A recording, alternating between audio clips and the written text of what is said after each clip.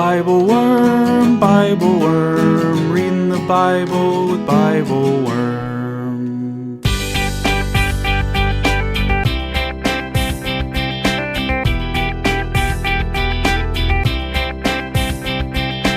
Welcome to BibleWorm, getting to the core of the biblical text. I'm Dr. Robert Williamson, professor of religious studies at Hendrix College and theologian in residence of Canvas Community in Little Rock, Arkansas.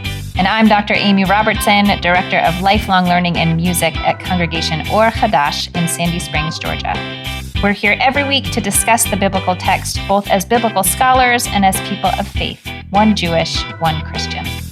This week, we're reading the traditional Palm Sunday text in Mark 11, 1-11, as well as the story of a woman anointing Jesus, as told in Mark 14, 3-9. We focus on the cries of the crowd as Jesus rides into Jerusalem, as they shout, "Hosanna, save us." Their cry is urgent and hopeful, but also quite vague about what exactly they need to be saved from. Sometimes we think this is the best prayer we can offer, not knowing how we can be saved, but trusting that Jesus knows and can do as he promised. When we turn our attention to the anointing at Bethany, we find an unnamed woman doing the best she can to honor Jesus with extravagant love, using a year's worth of wages to buy oil for his anointing. While others try to shame her for wastefulness, Jesus lifts her up, making her gift even more profound than even she could ever have known. But that's just the way Jesus is. He takes what we have, both our cries and our love, and transforms them in profound ways that we could never anticipate. Thanks for joining us.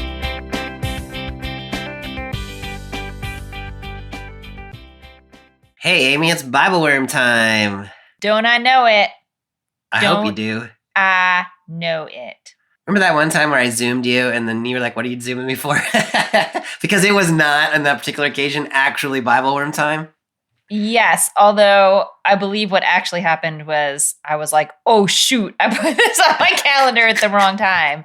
Because usually you are right, which leads me to this important question. Yeah. I want to know your personality type on all the personality tests, every single one. That's what we're going to do for this entire episode. So I only know a couple. My color is chartreuse. My animal is serval. You're making this up. I am making it up. Yeah. You're lying. I totally really like lying. Chartreuse. I like that color a lot. I actually don't even really know what chartreuse is. Is it like what is chartreuse? It's like a greenish yellow, I think. Oh yeah. I had it as like a pinkish purple, so I don't even know my colors. Basically, my color categories, I know primary and secondary colors, and if you get too much past the secondary colors, I get really confused. Color is not my great gift. That's not one of your strengths. Personality types. I am a Myers-Briggs INFP. Tried and true all my life. Mm. I am a Enneagram 4 with I think I've got wings on both. I think I flap on both sides now, but I have a pretty strong 5 wing. Those are the only two I think I really know. Are there other ones I should know?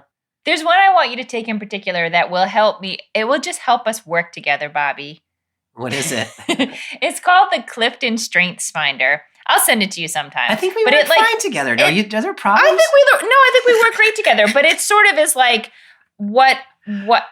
to what extent are you like strategic thinker versus executing versus, relationship building versus, they don't call it deep thinking, but that's how I think about it. Like you just want to sit in the thought part of it. Oh, that would be good. Oh, there is another one. There's a Methodist pastor who also has a PhD in New Testament in Arkansas, Michelle Morris, and she wrote a little book where she divides personality types by which gospel. Are you a Matthean or a Markan or a Lucan or a Johannine? And I guess it's because Canvas Community, where I am theologian in residence, is a United Methodist community in Arkansas, but they talk about that a lot.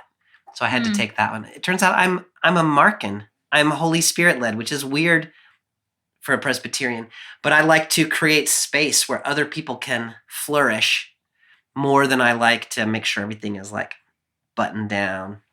How lovely. And I like the sort of theory of relationships. I like making space for relationships more than I like actual relationships. That's amazing. I love it. Yeah. What are you? You are a IN? I don't know TJ? those letters. You're a 5. I'm definitely a 5. I have wings, I think, on both sides. I can never remember my Myers-Briggs because it's like pretty much in the middle of all of them. Oh yeah, I remember you saying this before. Not strongly anything. You're versatile. I don't know. I like it. I mostly identify as a 5. That describes me pretty well. Yeah. Okay. I don't know how to tie this into Mark though. Tie it into Mark. I do not know. I do not know. You can just go back to you're a Markian. I'm a Markian, and we're reading Mark. Jesus's animal personality type was a donkey. Somehow that felt like blasphemy to me. I don't quite know why, but it felt inappropriate. Everything that has breath praises God, Bobby, so the animals too can praise. It is true. So, Amy, today we are doing our Palm Sunday episode, if you're following the liturgical calendar. And we have 2 texts that are offered to us. One of them is the traditional Markan version of the Palm Sunday text, which is found in chapter 11, verses 1 to 11. The other one is more in narrative sequence, which is chapter 14, verses 3 to 9, which is the events that happened just before the Last Supper, which we'll talk about on our special episode next time. We're jumping backwards in the Gospel of Mark. So we were in chapter 10 like 3 weeks ago, and then we've been in chapter 12 for a couple of weeks, and then chapter 13. Now we're headed back to chapter 11 so we can get the triumphal entry on the right day, liturgically speaking. Yeah, right. I don't know. Do you want to reorient us in any way to where we are narratively?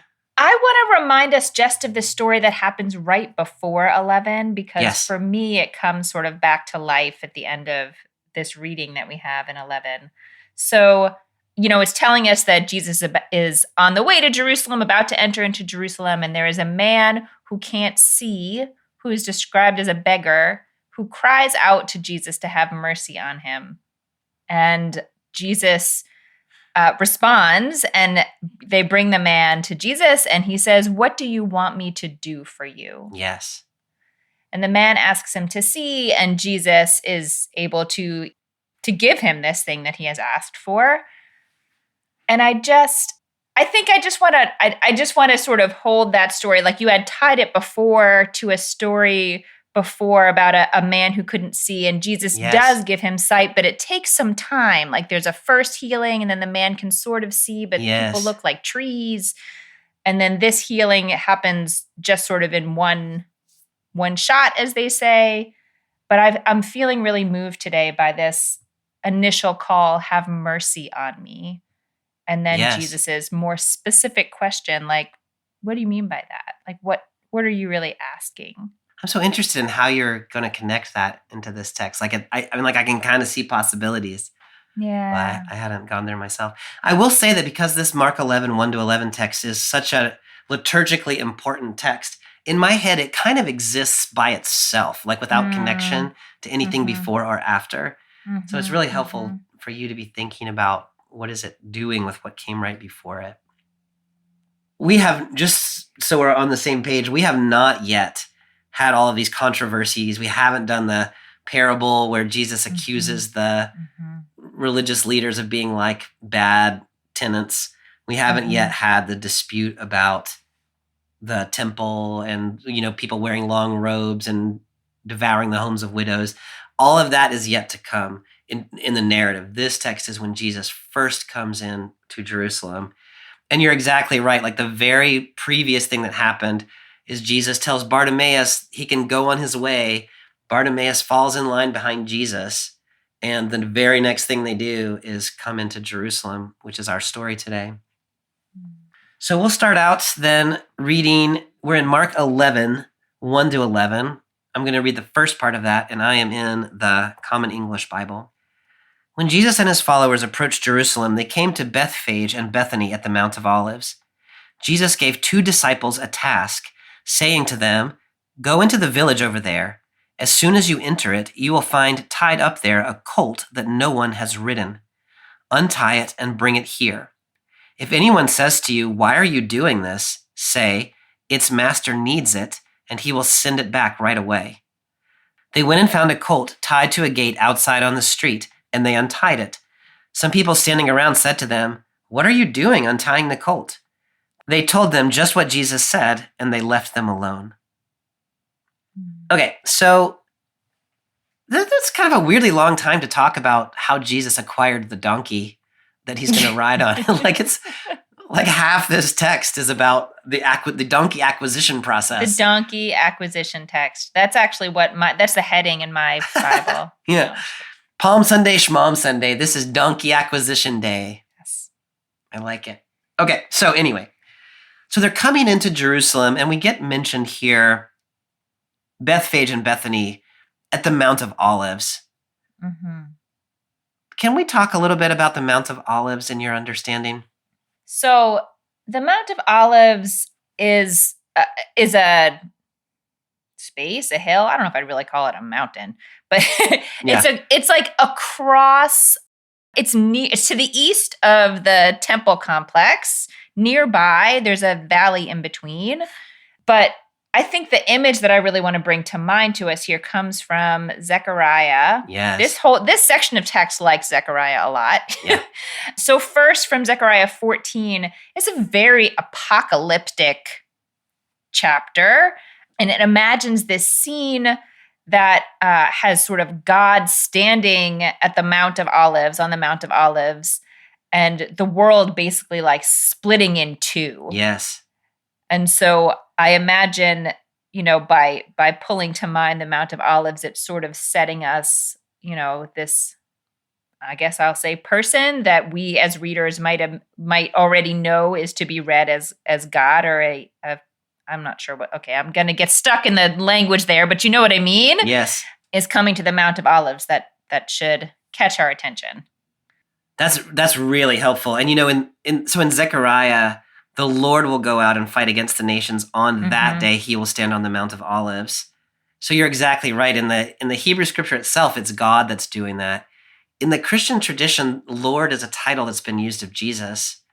And so that becomes a sort of messianic prediction, like the Messiah is going to stand on the Mount of Olives on that great and glorious day when the kingdom is coming in. So Jesus is in some way enacting that. Seems like you were thinking more things about Zechariah. I was thinking more things about Zechariah, although I also have to tell you that there was a town near where I grew up called Bethpage. So I mostly associate Bethpage with like soccer games. Oh, yeah. Cool. Right. Did you play soccer? I surely did not. Oh. That's just where I encountered the name of that school. Oh, right on. That was going to have surprised me, but you surprise me sometimes. Yeah, no, I most definitely did not play soccer. I played soccer until the 5th grade, but I played when it was like boot and scoot soccer where kids just kick the ball really hard. And one day I was playing soccer and somebody kicked the ball and it got stuck between my knees. And the whole 20 kids just gathered around and kicked me in the shins until I cried. It was so terrible. Bobby. Yeah, I didn't play soccer much after that. Story. I know, it's tragic. Yeah, well, I never even did whatever you called it, boots and scoots. Nothing. I did none of those things. But back to Zechariah. Okay, so we were in Zechariah 14. If you go back a couple chapters, Zechariah chapter 9, there is this image that it says, your king is coming to you, victorious and triumphant, but also humble, riding on a donkey. Yes. And then there's poetically a sort of parallel on my translation has a jackass, but that is a funny association. I've never seen that before. That's awesome. So, in some of the other Gospels, they actually imagine there are 2 animals here. Mark does not do that. Baruch Hashem. Thank you, Mark, for understanding poetic parallelism. Yes. But I think that's why it seems so important that we tell the story of there being a donkey. No, your connections to Zechariah are super helpful. And we get it right here with the Mount of Olives. Puts your head in that space of here is the Messiah who has arrived on the Mount of Olives, and you've got that story of the king arriving on the donkey in the back of your head, which is that's where we're headed, right? Spoiler alert. Yeah. And so all of those connections, I think, like this text from the very beginning is trying to put us in that arrival of the Messiah, Zechariah, end of Zechariah mindset. It is really interesting how the text they've pulled together really stirs together the idea of Jesus as representing Messiah King and Jesus as representing God. Yes. In sort of a lightish touch, it's not like right in your face about it, but it would mix all those different images together in the mind. Yes, for sure. Maybe one other thing to say about the Mount of Olives is that we have historical records of other people who claimed to be the Jewish Messiah coming to the Mount of Olives, and that's where they began their sort of messianic activities. There was one right before, just as the beginning of the Jewish war against Rome began in 66, which culminates in the destruction of the temple in 70. There was a figure named Menachem who gathered people around him on the Mount of Olives and came marching into Jerusalem, claiming to be the Messianic king. Mm-hmm. And so if we imagine that Mark's community is reading this story within a few years of when that happened, they would have been connecting the Mount of Olives to Messianic arrival, to Jesus, to like all of that was a very rich Messianic imagery.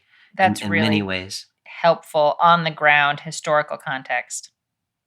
So Jesus sends two of his disciples into one of the villages. I'm assuming that's either Bethphage, where they stopped off for a brief soccer game before carrying out Jesus' orders, or maybe to Bethany. Bethany is a town in which Jesus seems to have some connection in this part of his ministry in the Gospels, and instructs them to find a donkey. The language there, or in the CEB, a colt. The CEB has a colt that no one has ridden. Yeah. Mm-hmm. Is that what the NRSV has as well? Very close. Colt that has never been ridden. So the Greek word colt there can refer to a donkey. It could refer to a horse. It could refer sort of an animal that you can ride. If you read it through that Zechariah prophecy, we're probably thinking about a donkey here. Mm-hmm. Do you have any thoughts about the significance of the not having been ridden? It seems like a significant detail to add in here, particularly because it's not mentioned in the image from Zechariah. I don't think it is, yeah. It seems to be added in here. I had two thoughts. Well, maybe they're actually related. I guess the best I can think is that an animal that hasn't been ridden before doesn't usually happily submit to having a rider the first time. Yeah. There's a little bit of a learning process there. So maybe it sort of creates an opportunity for us to recognize yet again that something unusual is happening here when Jesus just sort of hops on and it's fine. Yes. So Jesus has such mastery over all the creatures of the world that even a wild colt or an unbroken, or whatever the language is, submits to him. Yeah, it takes us a little bit outside the world of the human systems, domesticated stuff. I like that. I thought of two other possibilities. Mm-hmm. One of them is that, if this is the Messianic king riding in on a colt, you wouldn't want him to ride where other people's butt germs have been. You know what I'm saying? Yeah. I don't know. That's not my most favorite one, but I think it's not unreasonable. Okay, tell me your other one. Well, the other one is in the Greek, the expression for riding a donkey would be epibino. The word that we get here is kathizo, which just means to sit.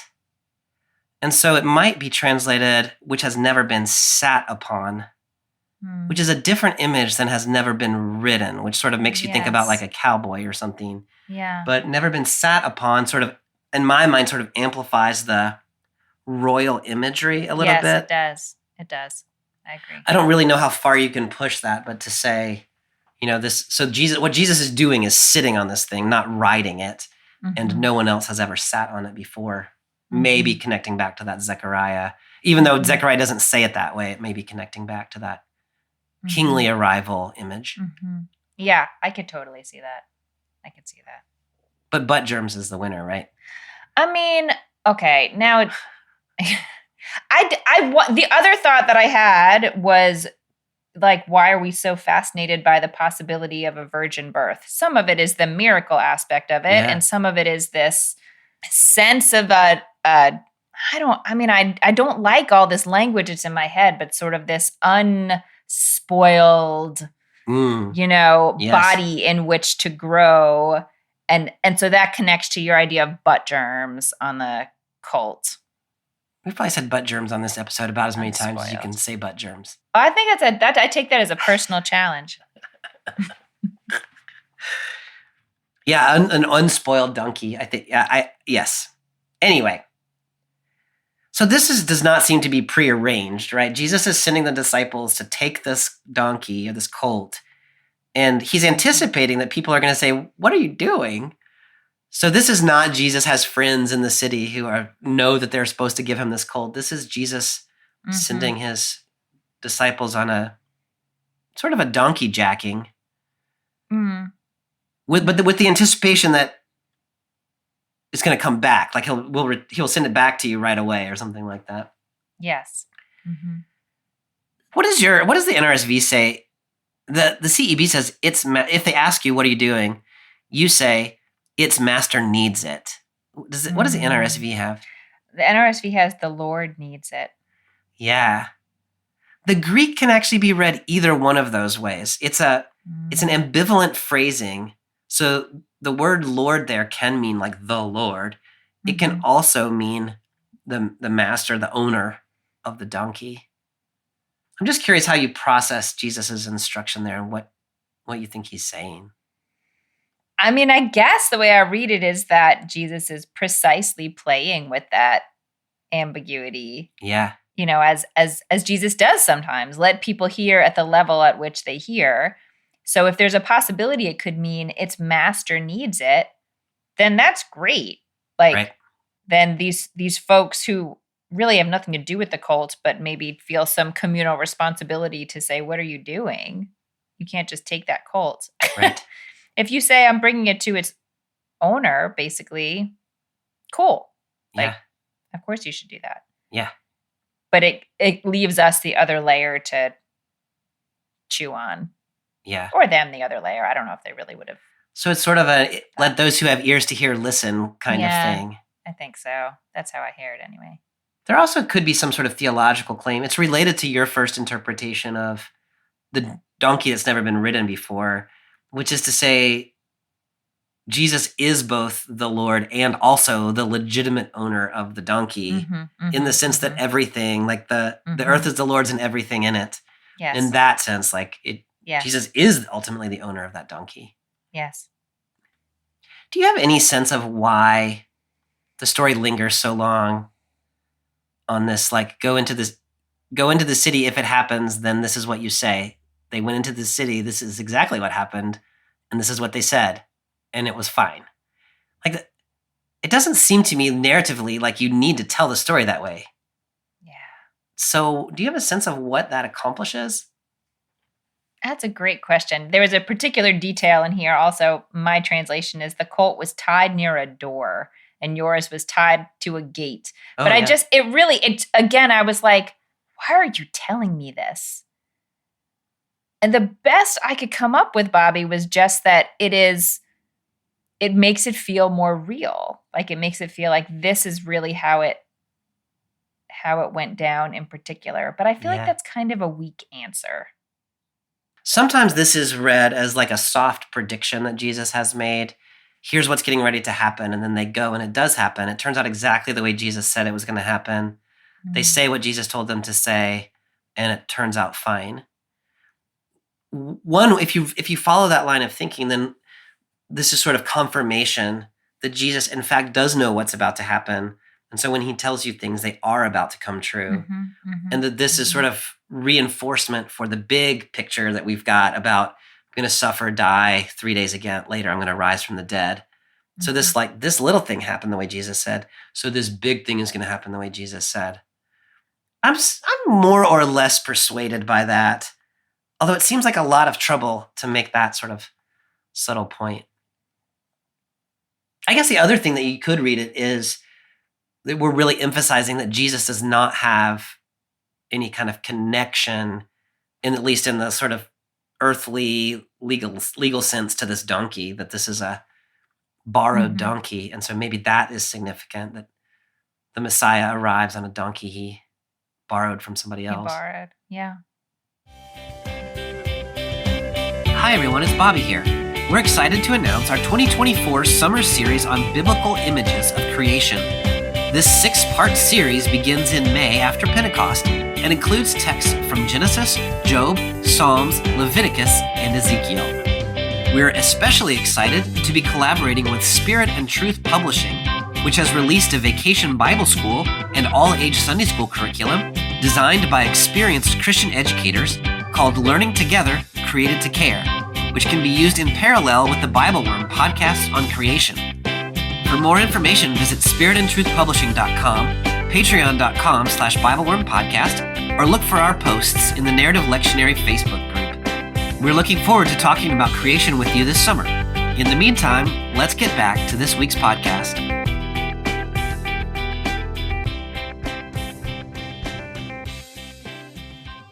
All right, so Jesus has his donkey, and now he's going to ride it into Jerusalem, beginning in verse 7.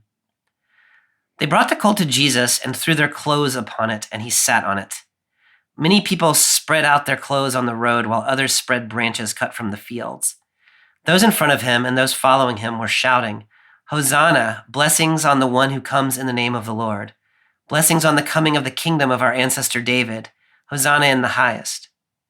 Jesus entered Jerusalem and went into the temple. After he looked around at everything, because it was already late in the evening, he returned to Bethany with the 12. So the first image we get here is people putting clothes on the colt and then spreading clothes, and here it's branches cut from the fields on the road in front of him. Do you have thoughts about why the draping and covering of things? Well, I haven't. I know that in past episodes, I must have mentioned this because I have it written in my study Bible, to just keep in mind that people did not have washing machines and they did not have elaborate wardrobes. Yeah. So to lay your cloak in the dirt so that a colt could walk on it, that was really that was kind of a big deal. Yeah. It's kind of a big deal. But this year we're reading this text at the same time as in the Jewish calendar of Torah readings, we're reading the descriptions of the construction of the tabernacle in the desert. Oh. And we just have been reading about the elaborate curtains that were made, and later we'll read about how these holy objects were transported from one place to another. And so I don't know that this is really what the text has in mind, but what I have in my mind as I read this is this sort of tradition within the Israelite people, the Jewish people, of sort of wrapping different kinds of fabrics around things that are especially holy, have some existential quality of holiness, as a way of recognizing that holiness and sort of marking the boundary between it and the whole rest of the world. Yes. Of course, in the description of the tabernacle, it's very specific about what has to be used and et cetera, et cetera, et cetera. It's not just like this, but there is a sense in the construction of the tabernacle that everything that is used comes from the free offerings of the people who are there.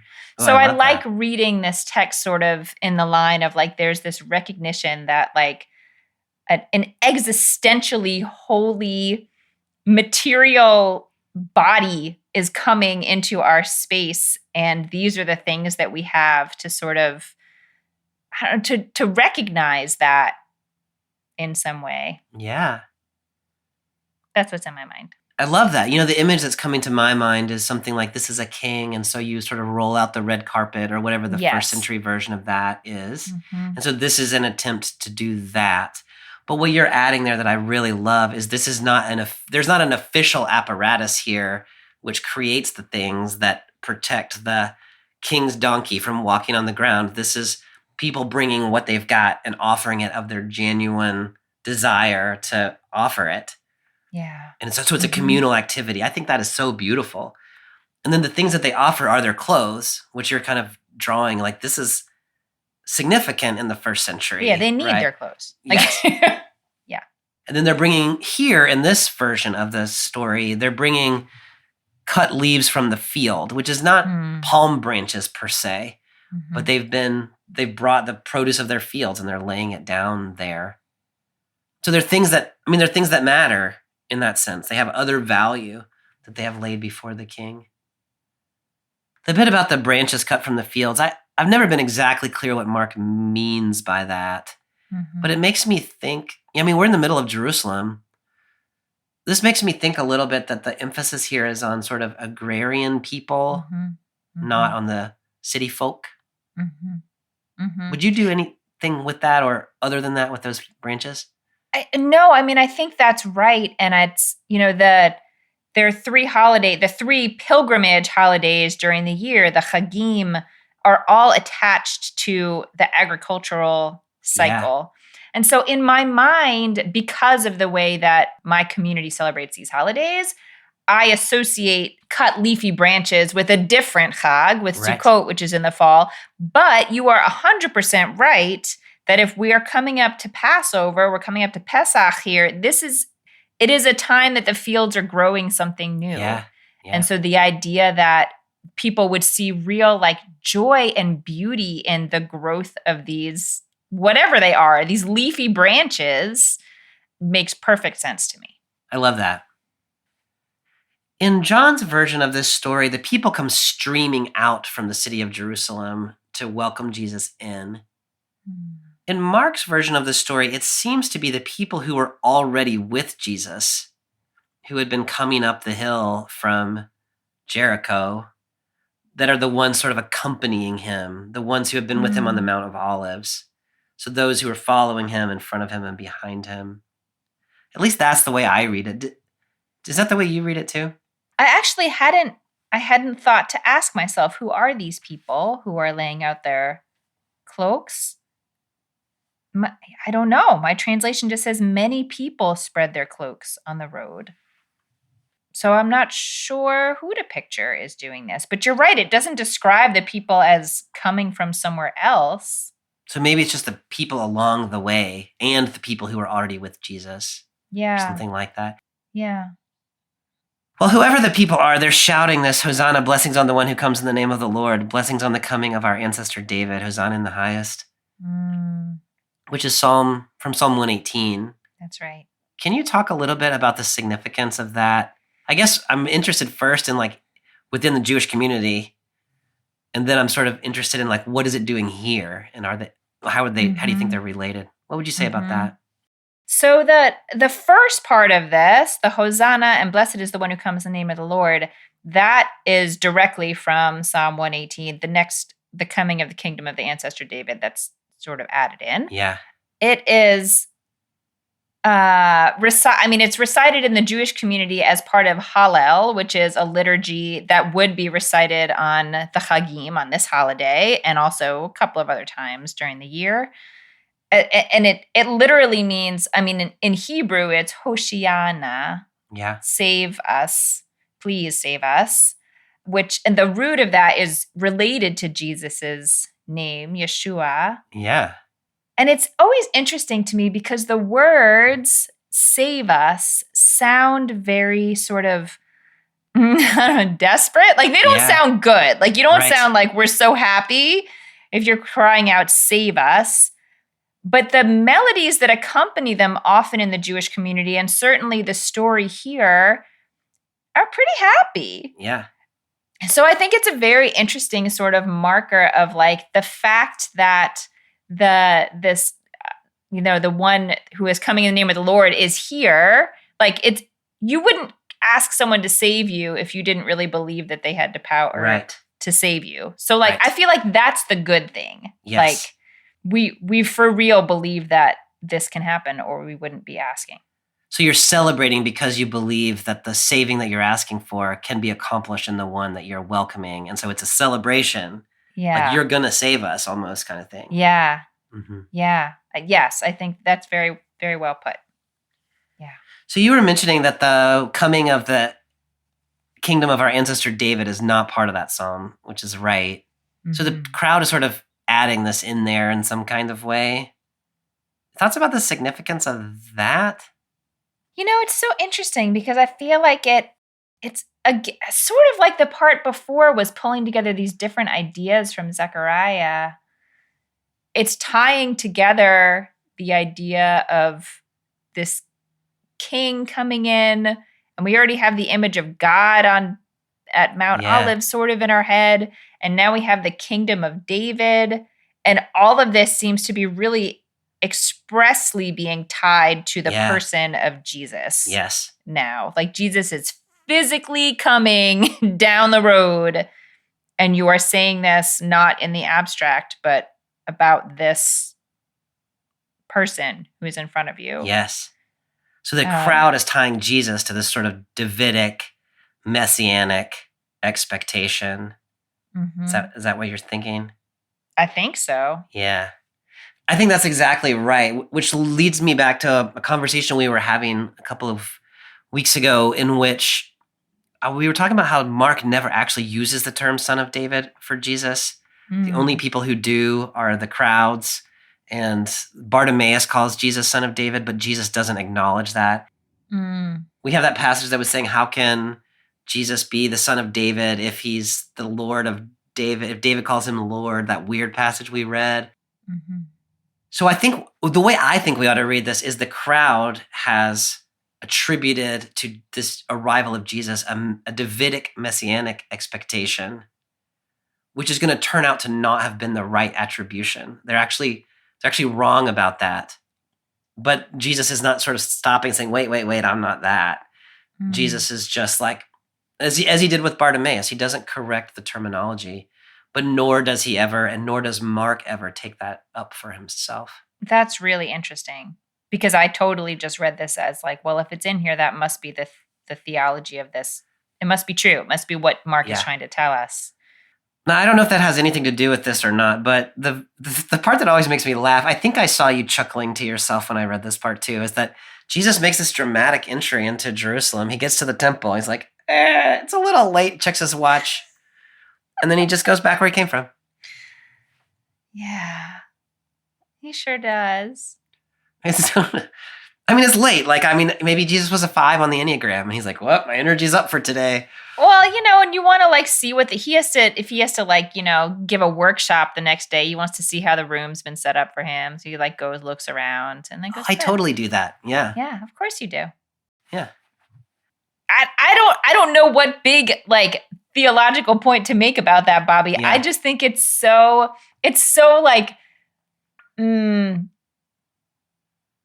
well, on the one hand, relatable as a human, and also I feel like there is this sort of buildup of sort of urgency and pressure into the moment, but it also it kind of calms it down a little bit. Let's just don't let it get too hot too fast. It's late. Yeah. This doesn't have to happen right at this second. We can wait a minute. I like that. I have never known what to do with this verse either. I was reading Ched Meyer's commentary earlier, Binding the Strong Man.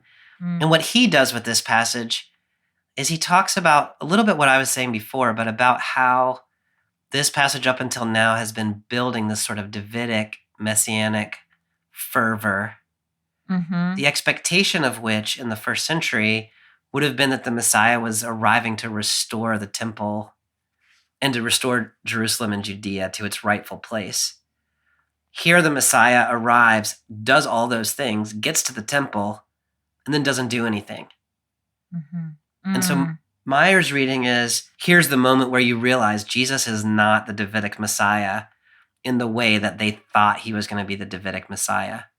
And then he spends the next little bit sort of undoing that idea and saying, in fact, this is about the disruption of the temple. It's about the disruption of the centralized religion. There's that passage we were just talking about where he says, the Lord is not the son of David, and establishes a different kind of messianic expectation that we can't really understand until we see the crucifixion and the resurrection.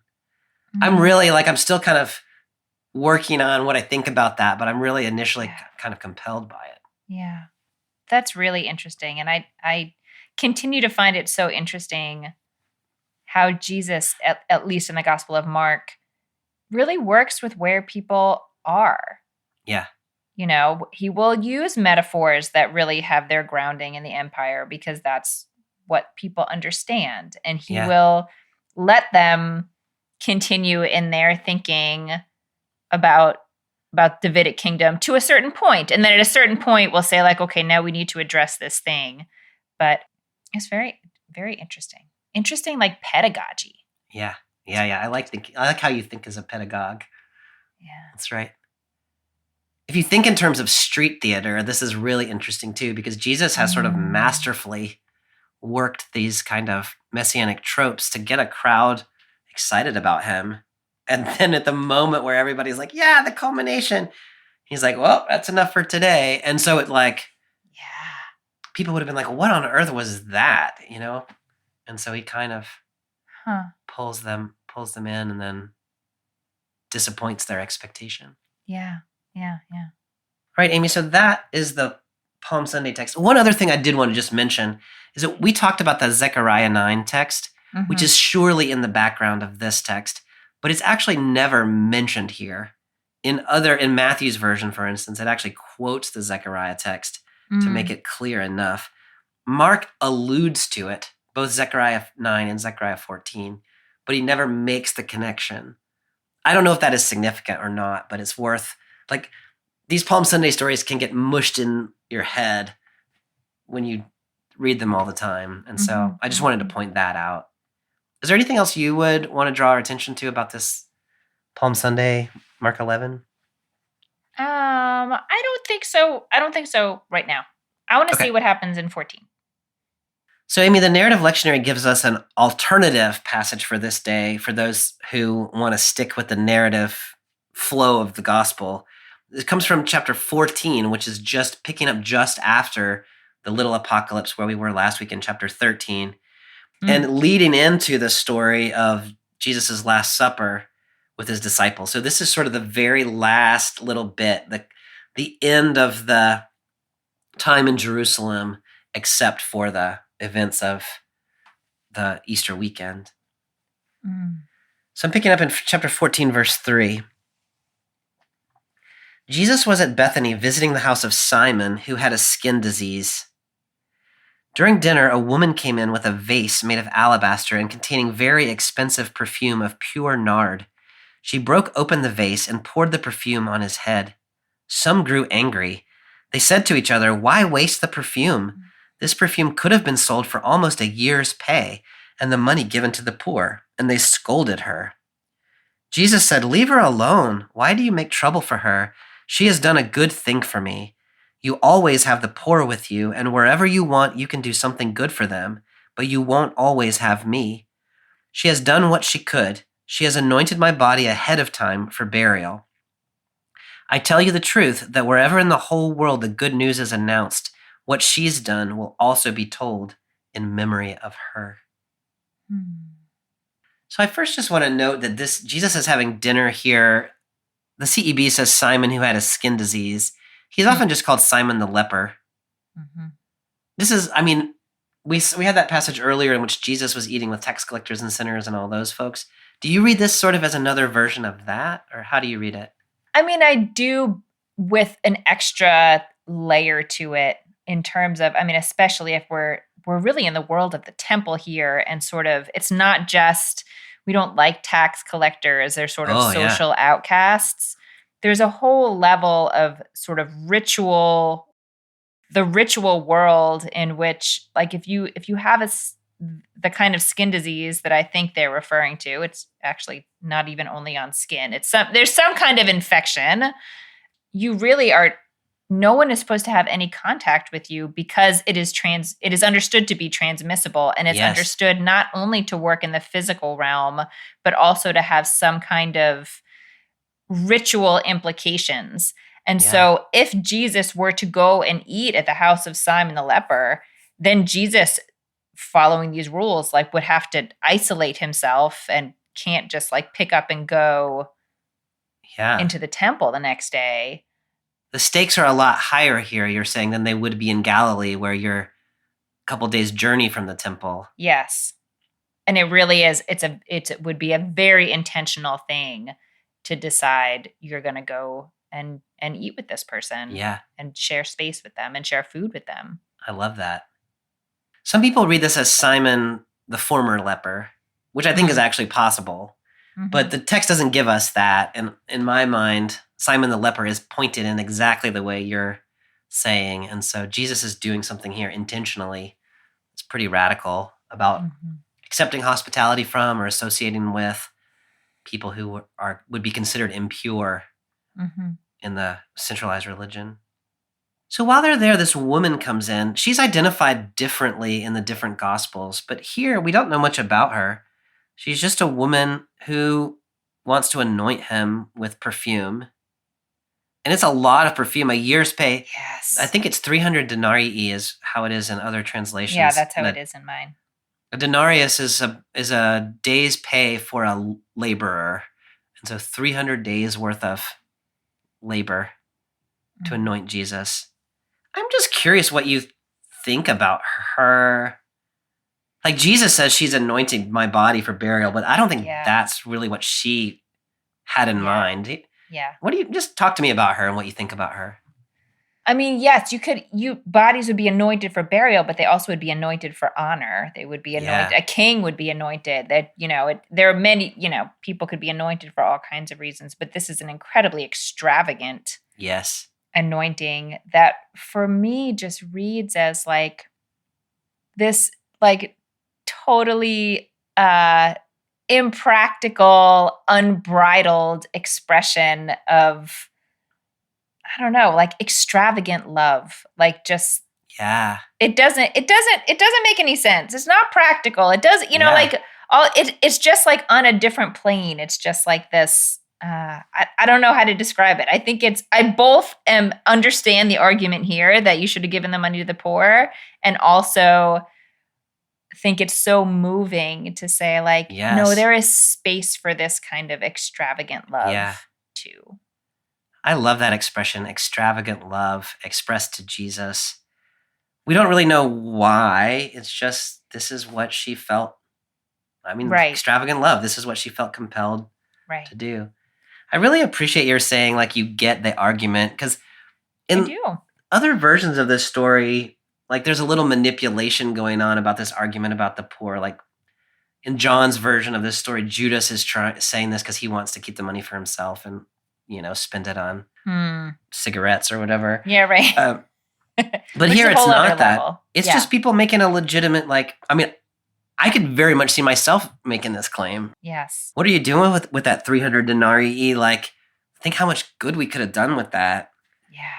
So, like, I think this counter argument is entirely reasonable. Jesus's answer, leave her alone. She's done a good thing for me. And then verse 7, you will always have the poor, and you can always do something for them, but you won't always have me. Can you talk to me about what you think Jesus is doing there? I mean, I think I want to talk about the you won't always have me part of it first, and then maybe we can get to the other part of it. But in my mind, at least, as I'm sort of processing this idea of like, it can be a good thing to show this kind of extravagant love for God. But also Jesus is distinguishing here, like we are at a particular moment in time. Like, what time is it on the clock of the universe? It is a very limited window when Jesus is actually here in body. Yes. So what's coming to my mind is like, it would not be the equivalent of building a fully golden altar in a religious in a church now to say like this is the same kind of thing. Like it doesn't seem like Jesus is supporting that whole world of sort of extravagant demonstrations of devotion in that way. Yeah. But is saying like there's something fundamentally different about this moment that she seems to get, but it's not this shouldn't it's specific to this moment. No, I think that's exactly right, Amy. And it reminds me, as you were talking, of that passage that we read back in Mark 2, where Jesus is eating with his disciples and they don't fast. And people say, why don't you fast? Mm-hmm. Jesus says you can't fast while the groom is with you, but there's going to come a time when the groom's not with you, and then you can fast. I think this is another version of that. I think you're exactly right. That now is the time, like when the Messiah is in your presence, you show extravagant love to the Messiah, but it's not going to last. This is like a couple of days before Jesus is going to be crucified. And then you can go back to the way you're supposed to live in normal time, ordinary time. But right now is a messianic moment. So I think that's right. I also like to read Jesus here. Like, I think I've probably said this on the podcast before, but you could, like, I'd like to imagine, like, if the woman had come up to Jesus and said, hey, can I pour this oil over your head? Jesus might well, I'm just totally like, right, it's making a midrash outside the text, but I could imagine Jesus saying, no, why don't you go sell that and give it to the poor? Yes. I don't need that. Yes. But once she's done it's already happened. Yes. And so Jesus is not, yes, like, don't shame her. She did something out of love. That's right. She did something out of love, and it's already happened. Accept the hospitality and don't bring shame to her. I think I love that. Jesus does something really beautiful with it then too. It's not just saying she's done a nice thing. It's saying she anointed me for burial. And then as it turns out in this gospel, Jesus isn't going to be anointed for burial before he's actually buried. And so the women are going to come to the tomb to try to anoint him on Easter morning. And so she actually is the one who anoints him in this gospel. And so Jesus sort of makes that connection and makes that even a more profound gift than it already was. The line where Jesus says, you'll always have the poor with you, seems to be a reference to Deuteronomy 15, in which, remember that passage, Jesus says, there should be no poor among you because you're going to share among yourselves.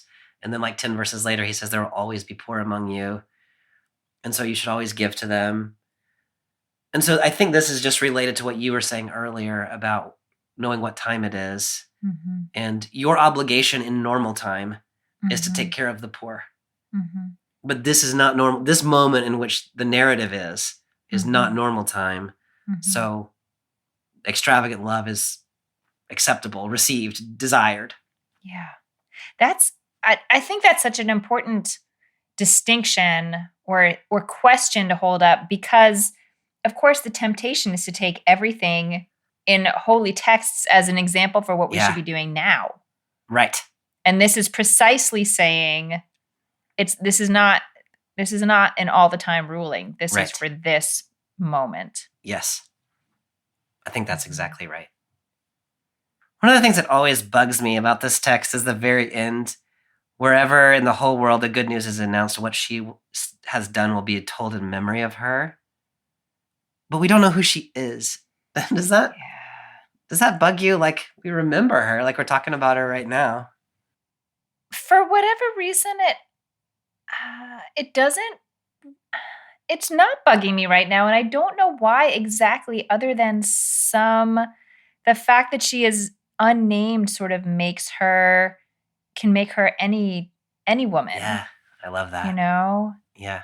And that's a really nice opening. Like a woman from among the people came in and did this. So instead of remembering that one person by name, then it sort of invites us to remember all of the unnamed women who have done similar things throughout time. Is that where you were headed? You added a nice little spin to it, yeah.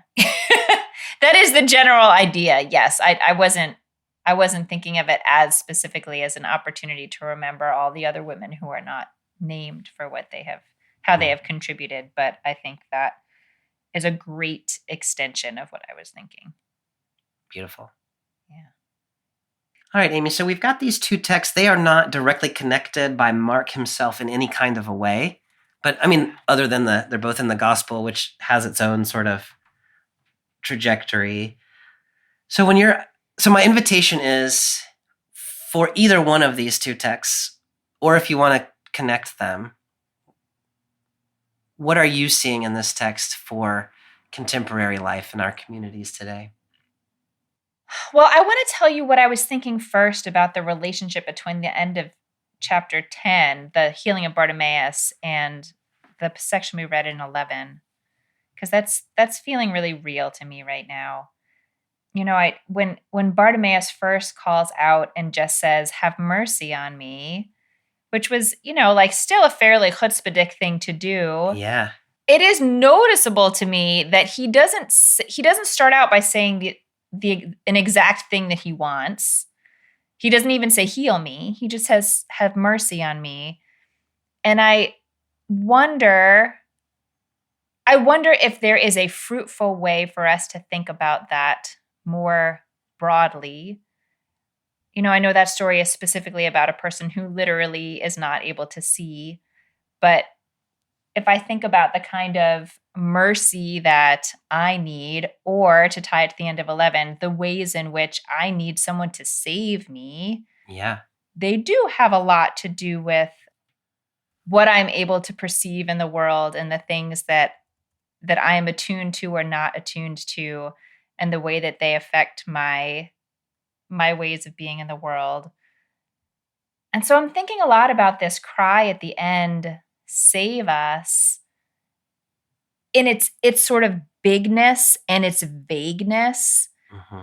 Like, save us from our enemies and save us from ourselves and save us from violence and the violence that our own fear of violence causes us to commit in an effort to protect ourselves from potential violence.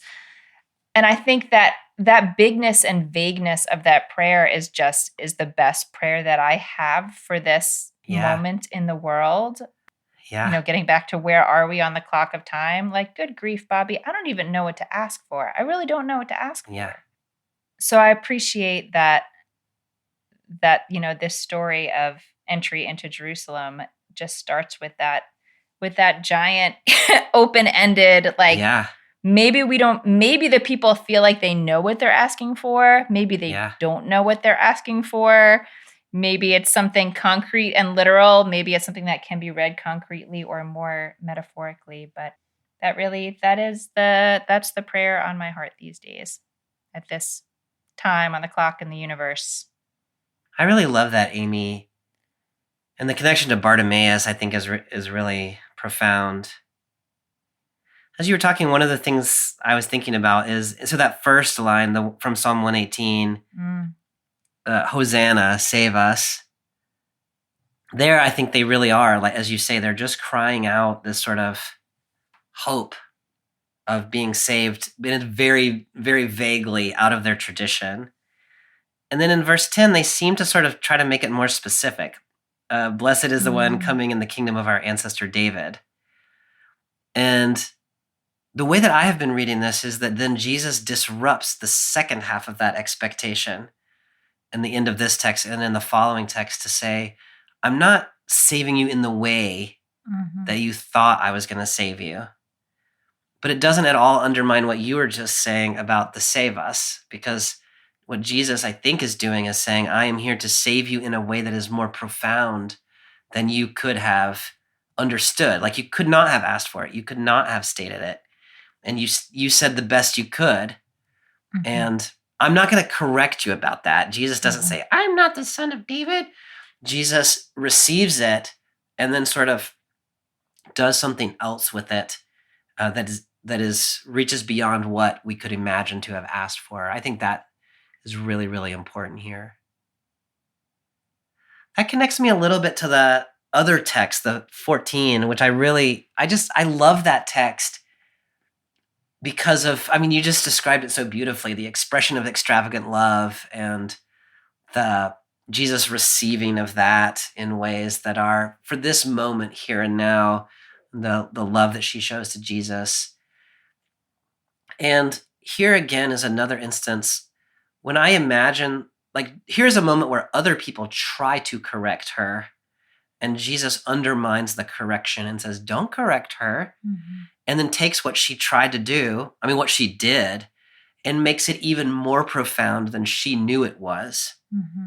And so this is about, in the hands of Jesus, things that we are doing our best with can become even more than we ever knew that they were. I think that's in both of these texts in a way that I think is really, really lovely. I love that. All right, Amy, we're going to try something new this year on the podcast. In the past, we've done Good Friday episodes as our special episode. So we've got several of those. We're going to release an old one of those. Instead, what we're going to record this year is a Maundy Thursday special episode, which is Jesus' Last Supper and the events surrounding that final meal, which I don't think you and I have ever talked about. Certainly, I don't think we've talked about it on the podcast, and I doubt we ever just had a chat about it over coffee. So no, probably not. So I'm looking forward to seeing what we think about that. Yeah, I look forward to that. Something new. I love it. So we'll be back for the special Maundy Thursday episode, and then after that, we'll have our Easter episode in which there is no narrated resurrection, which is a fascinating way to tell the story of Easter. Oh, Mark. Mark. Always messing with us. Mark. All right, Amy, thanks for this conversation. I'll see you next time. See you next time. Bye. Bye. Thanks for joining us for this week's episode of BibleWorm. If you've enjoyed this free podcast, we hope you'll help us keep it going by joining our Patreon for as little as $4 per month. You can also sign up for other goodies like early access, video lectures, weekly liturgies, and more. Visit patreon.com/BibleWorm podcast for details. BibleWorm is produced and edited by Bobby Williamson. Our theme song is sung by Colin Bagby, and our theme music is The World at Large by Dano Songs. Many thanks to all of our Patreon supporters for helping make this podcast possible. Join us next time for our special Maundy Thursday episode, and then again next week for our Easter reading from Mark 16, 1-8. Until then, keep on digging.